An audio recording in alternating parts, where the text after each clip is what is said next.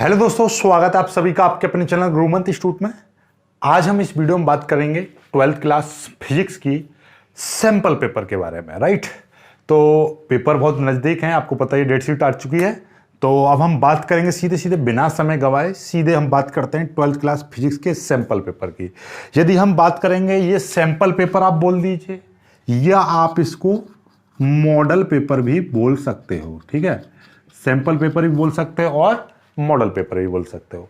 Physics का आपको पता ही है कि 30 नंबर का प्रैक्टिकल होता है और 70 नंबर का आपका पेपर, यानी कि जो थ्योरेटिकल पेपर है वो और ये प्रैक्टिकल ये। ठीक है, तो 70 नंबर की हम बात करें, देखिए आप ये समझ लीजिए डेफिनेटली आपके फिजिक्स में 90% आएंगे। लेकिन उसके लिए करना क्या होगा? करना यह होगा कि आपको मैं सैंपल पेपर की यदि मैं बात करूं तो आपको 3 सैंपल पेपर दूंगा। राइट, केवल 3, अब ज्यादा नहीं। पहले मैं 5 देता, लेकिन अब क्या करूंगा, 5 से कम करके मैं 3 दूंगा। तो 5 का मटेरियल उसी को कंप्रेस करके मैं 3 में कन्वर्ट कर दूंगा और 3 सैंपल पेपर दूंगा आपको। उन 3 सैंपल पेपर को सॉल्यूशन भी कराऊंगा मैं। राइट, तो उन 3 सैंपल पेपर को आप कर लोगे तो डेफिनेटली आप फिजिक्स में 90% और 90% से एबव ला सकते हो। ओके, लेकिन इन 3 सैंपल पेपरों को आप जो चॉइस वाले क्वेश्चन है वो भी सभी को कर लेना। आज मैं आपको एक सैंपल पेपर दे रहा हूं, सैंपल पेपर 1।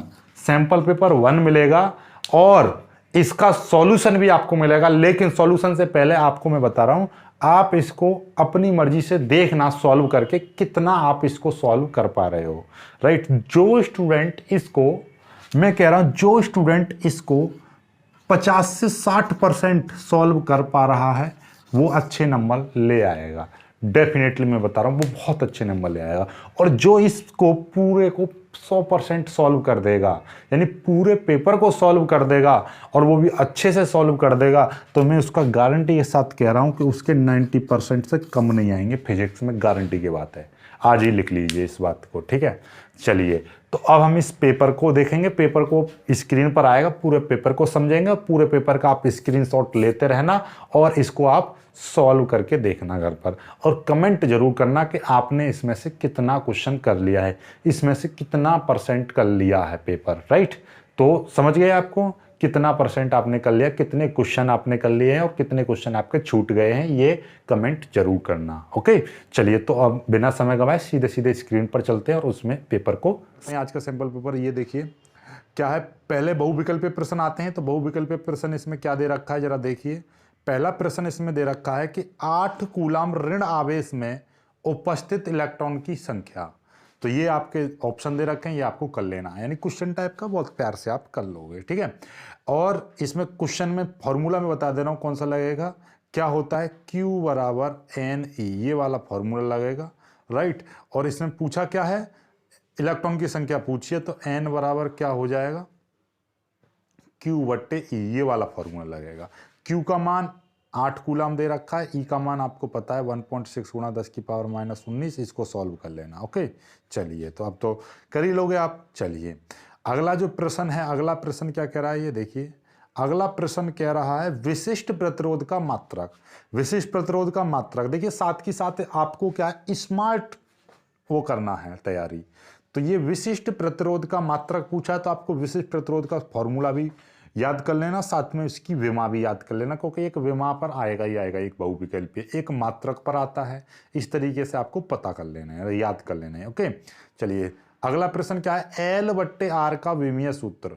L का मतलब क्या है, R का मतलब क्या है। L क्या होता है आपका पता ही होगा, स्वप्रेरण होता है। L स्वप्रेरकत्व जिसे बोलते हैं वो लग जाए। R क्या है, या L आप प्रेरकत्व वैसे ही पता है। L R क्या है, प्रतिरोध होता है।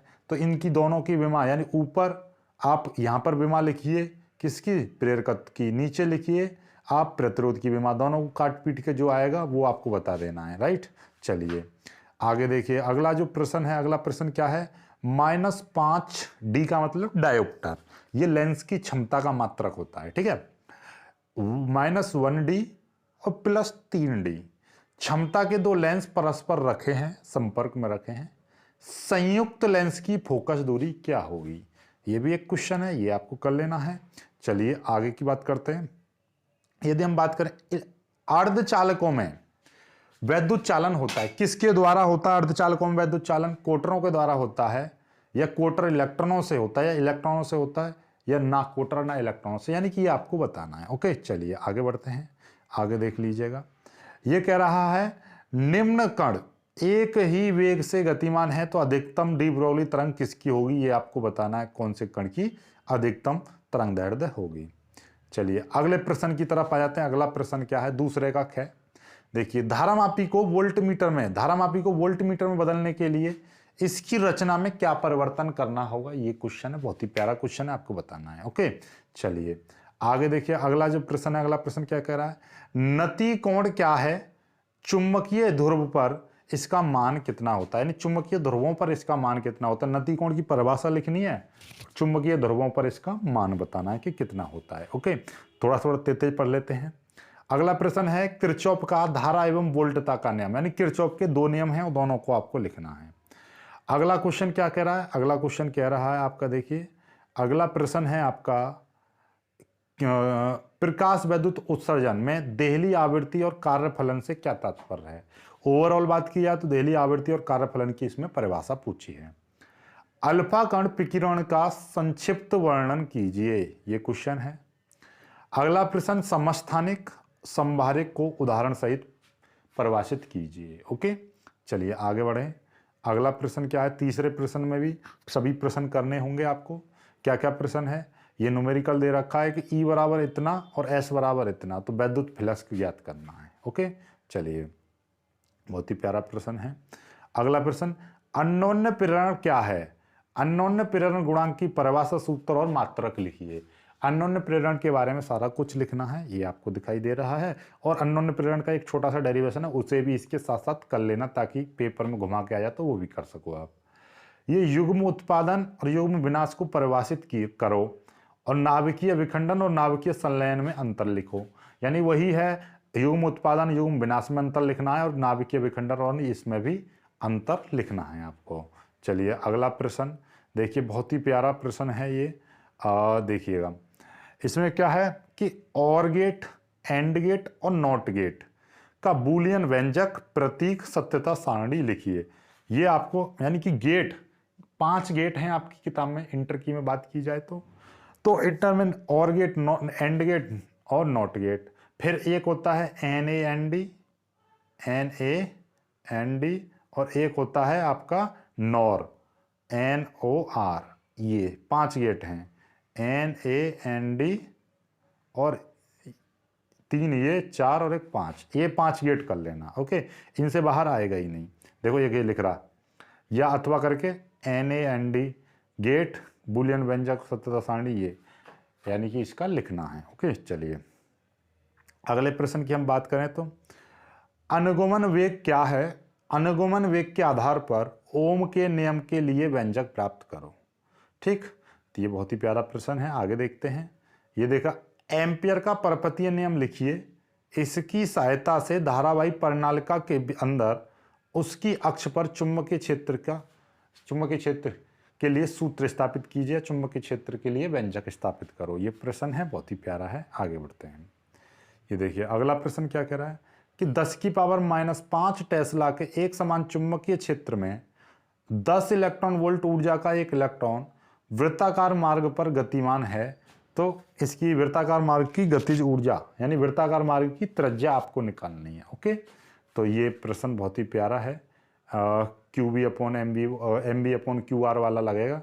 ठीक है, तो ये आप कर लीजिएगा, QB बराबर वाला जो फॉर्मूला है वो वाला। अगला, वैद्युत चुंबकीय तरंगें क्या होती हैं? इनके प्रमुख गुणों को उल्लेख कीजिए, यानी वैद्युत चुंबकीय तरंगें लिखनी है, उनका गुण लिखना है।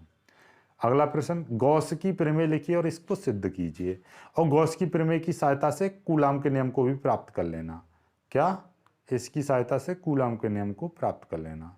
ठीक है, ये भी एक प्रश्न है, इसी तरीके से आता है बोर्ड में। ठीक है, चलिए आगे एक प्रश्न क्या कह रहा है, वैद्युत क्षेत्र की तीव्रता को परिभाषित कीजिए। सीधे तार का रेखिक आवेश घनत्व इतना है और तार से 2 सेंटीमीटर दूर वैद्युत क्षेत्र की तीव्रता ज्ञात करो। ये प्रश्न है, इसको कर लीजिएगा। ठीक है, चलिए तो आप पानी तथा कांच के अपवर्तनांक ये हैं, तो इसको क्रांतिक कोण का मान ज्ञात करना है। ओके, चलिए आगे बढ़ते हैं। अगला प्रश्न क्या कह रहा है, यंग के द्विक रेखा छिद्र प्रयोग की सहायता से फ्रिंज की चौड़ाई के लिए सूत्र प्राप्त कीजिए। ओके, अगला व्हीटस्टोन सेतु का सचित्र वर्णन करना है। और आगे देखिए, समांतर प्लेट संधारित्र क्या है, इसकी धारिता के लिए व्यंजक प्राप्त करना है।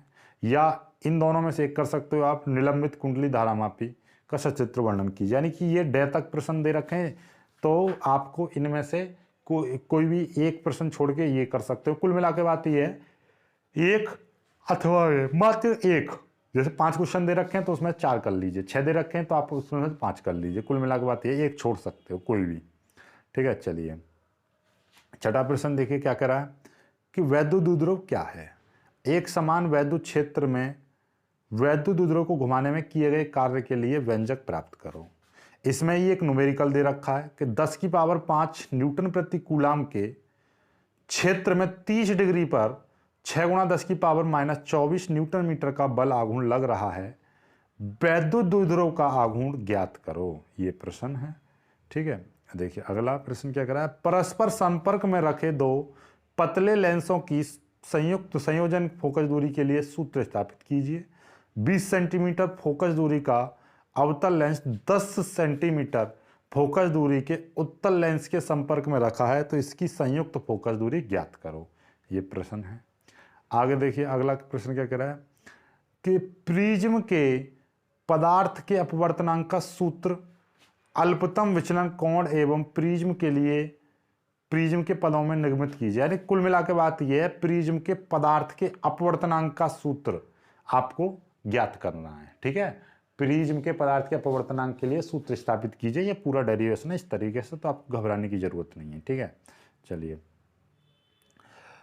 प्रकाश वैद्युत उत्सर्जन क्या है, इसके नियमों का उल्लेख कीजिए और डी ब्लॉगी तरंग दैर्ध्य के लिए सूत्र स्थापित कीजिए। यानी कि प्रकाश वैद्युत प्रभाव समझाना है, उसके नियम समझाने, और साथ में ये भी आपको एक छोटा सा डेरिवेशन भी करना है। ठीक है, तो ये देखो हाथ से डिजाइन किया हुआ पेपर है, इससे बाहर आएगा नहीं कुछ भी, ध्यान रखना। ट्रांसफार्मर का सचित्र वर्णन कीजिए।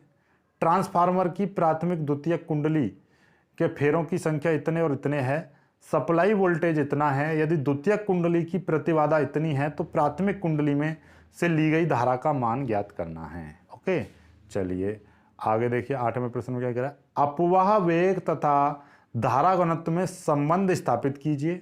एक तार में मुक्त इलेक्ट्रॉन 2 गुणा 10 की पावर 28 प्रति मीटर क्यूब हैं।